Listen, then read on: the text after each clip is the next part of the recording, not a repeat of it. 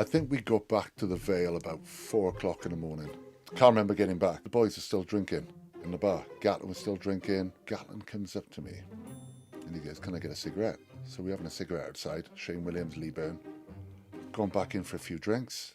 And Gatlin comes out, he goes, "Can I have a cigarette?" I said, "I haven't got any fags." He goes, "Oh, go and get some fags." I said, "Drive?" I said, "I'm not driving." But I had that in my head then. So I'd gone to the concierge, back in. I said, "Is there any chance I can borrow the room keys?" And he goes, "No, I just heard the conversation. You're going to drive." I said, "I'm not going to drive."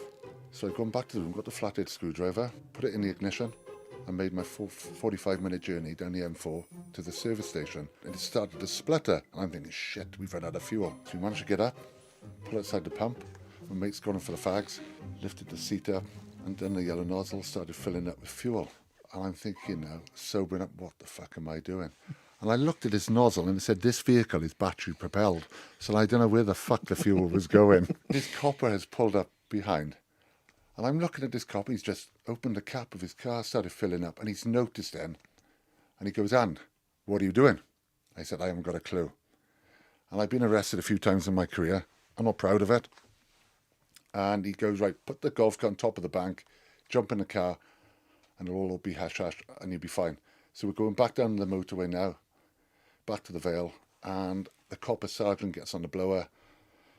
There's somebody going down the M4 on a golf cart. He's causing carnage. You need to stop him. And he said, "And you know what's happening now. I'm going to have to arrest you." So he arrested me. Get to the station. I had a few photographs of the coppers, a cigarette as well. And then they put me in a cell. And I think they let me out 11 o'clock the next day.